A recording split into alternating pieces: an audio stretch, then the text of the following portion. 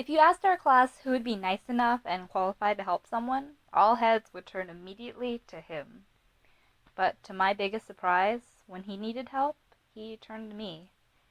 Due to the personal nature of the story, I've decided to not use his actual name. I guess, as cliche as it is, his name will be John Doe. I am one of many people who would turn to John for help, whether it would be for computer issues, homework, or my own personal problems. John horribly cares for everyone. He has trouble saying no, and he had been my emotional rock toward the end of my junior year, and I always felt there had to be something I could do for him. And then winter break hit. I wasn't the only person to notice how close John and his childhood crush slash best friend Jane were. They would always spend lunch together and would Skype frequently, and it was hard to imagine one without the other. However, the winter break during senior year, Jane did something that surprised John. She got a boyfriend. And that's where it went downhill. Because Jane started spending less time with John, canceling plans with him, asking him to give her a ride to see her boyfriend, and picking up his calls less to pick up her boyfriend. While John had convinced himself he was most definitely over Jane for years now, something in him didn't feel right. When John and I would talk, he would bring her up a few times, a hint of bitterness in his messages that grew increasingly bitterer as he talked about her more and more. He said things about how abandoned he felt and how her boyfriend doesn't even treat her like she should be treated. That he's tired of hearing her complain about the things her boyfriend does, or hearing her cry when her boyfriend said something mean. The messages would get longer and longer, but it boiled down to an important point. He felt tired of supporting someone who couldn't help him. He was tired of supporting the girl who was hurting him. He came over to my house randomly one night, texting me if it was okay if he just dropped in before quickly arriving. I pulled out a seat for him and watched him fall apart. John went on about how much he'd been crying about Jane and how he knows people. He knows people to get him some dangerous stuff, and maybe that's what he needs. Because it feels like everyone was against him, because how dare he try to tell Jane she shouldn't see her boyfriend. Other people can't sit down and just listen to him and talk to him about this, but he's always there to help other people through their problems. He muttered, "I think I'm going to do something I'm going to regret." I thought he was going to do drugs, for crying out loud. I asked him, "Why are you here?" "You're the only one close by, and you're the only one who will actually give me some advice." John left, and I sat there praying to God John would just forget about Jane and let her go. I wanted him to meet new people, forget about all the pain that she had been causing him by ignoring him. That's not quite what happened. In January, John started messaging me on Skype.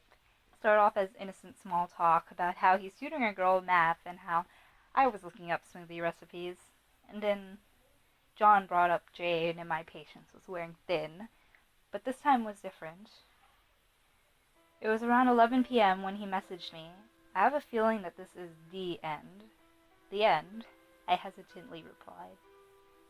"I have a feeling that this will be the last conversation that I have with Jane, or possibly anybody." He gave Jane an ultimatum, him or her boyfriend. He decided that if she chose her boyfriend, there was no use in trying to hang on any longer. And all the frustration I had with John dissolved in a matter of seconds.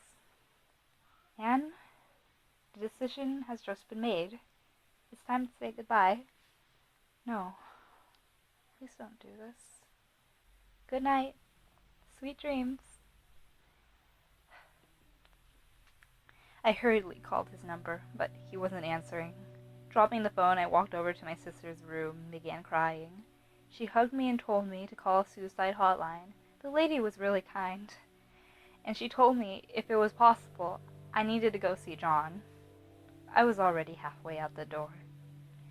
His mother was crying when she answered the door and begged me to do something. I ran upstairs yelling his name. He sat on the windowsill, ready to push himself over. I stared at John, who had fallen to his lowest point and was inconsolable to his parents. His parents eventually just left us alone in the room, perhaps realizing there was nothing that they could say or add to sway him. I asked him if he wanted a hug, if we could just talk like we always do, that I came there because I couldn't bear to lose him. John came down from the window and wrapped his arms around me, crying, and I held on to him as tightly as I could. Slowly but naturally, he calmed down. He helped me get a bit acquainted with the room, and we started laughing over some of the stuffed animals. Seeing him genuinely smile again was good, and I'm glad I came. I'm glad I listened to him when no one else did. There are very few people I consider best friends, he told me, as he set another stuffed animal down on the chair. But you just kind of saved my life, so yeah, I'd consider you one of my best friends.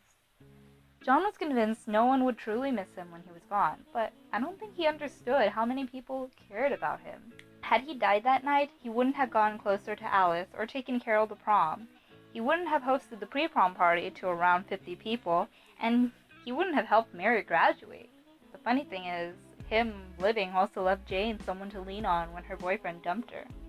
They went back to being best friends. For me, still having John in my life has continued to help me get through the hard times, but I know now not to overwhelm him. Many people turn to him for help, but John needs help too sometimes. I learned to always take others seriously when they say they need help or have a problem, because you can't really count on somebody else to help them.